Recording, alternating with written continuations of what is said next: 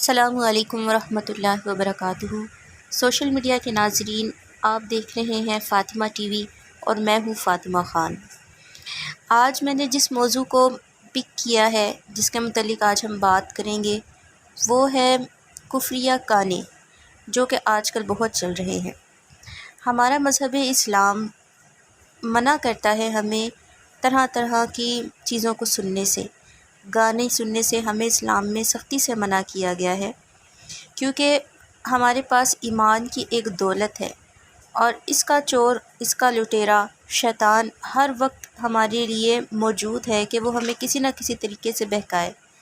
تو اب لوگ جو ہے وہ گانے کو، سنگنگ کو، سانگز کو بہت زیادہ پسند کرتے ہیں اور ان کو پتہ بھی نہیں ہوتا کہ وہ اسلام سے ہی ہاتھ دھو بیٹھے ہیں، وہ اس کی طرف توجہ ہی نہیں دیتے، وہ گانے بس سنتے رہتے ہیں اور اسی کے لیے ہر وقت اپنے آپ کو اسی میں ہی اپنے آپ کو مشغول رکھتے ہیں۔ صبح ہوتی ہے گانا، شام ہوتی ہے گانا، دوپہر ہوتی ہے گانا۔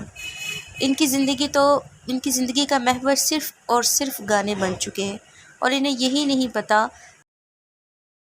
مسلمان تو پیدا ہوئے، شکر ہے اللہ کا، لیکن ہم ان گانوں کی وجہ سے اپنے اسلام سے، ہم اپنے ایمان سے ہاتھ دھو بیٹھے ہیں، کیونکہ بہت سے ایسے شعراء ہیں، شاعر ہیں جو کہ کفریات لکھ رہے ہیں، جیسے کہ بہت سے مقبول سانگز۔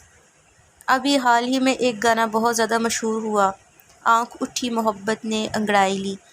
لوگ پیسوں کے لیے، پیسے بنانے کے لیے اس طرح کے گانے گا رہے ہیں۔ تو اس کے اندر اس میں ذکر کیا گیا ہے آسمانوں پہ جو خدا ہے۔ اب ہمارے اسلام میں اللہ تبارک و تعالیٰ کے لیے جسم ماننا، جگہ کا ماننا، کوئی ٹھکانہ ماننا، یہ حرام ہے۔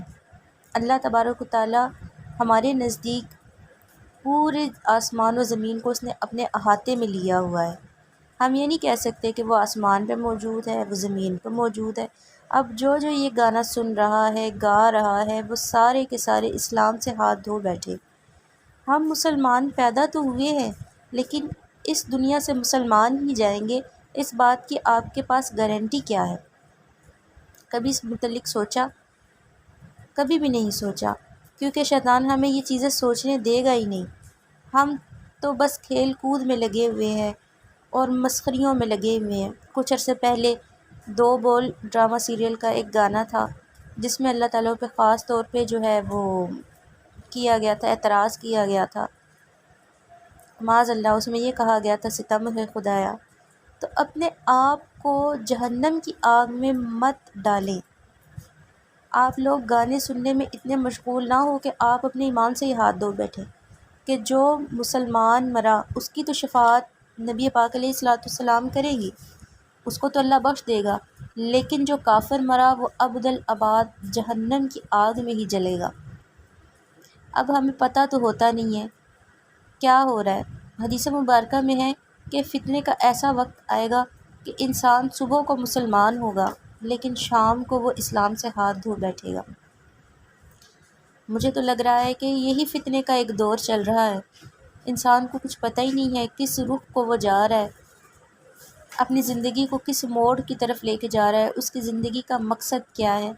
کیا ہماری زندگی کا مقصد صرف اور صرف یہ دنیا ہی ہے، اس کا مال ہی ہے، اس کی عیش و عشرت ہی ہے؟ گاڑیوں میں جا رہے ہیں، گاڑیوں میں ہر طرف زور زور سے گانے لگے ہوئے ہیں۔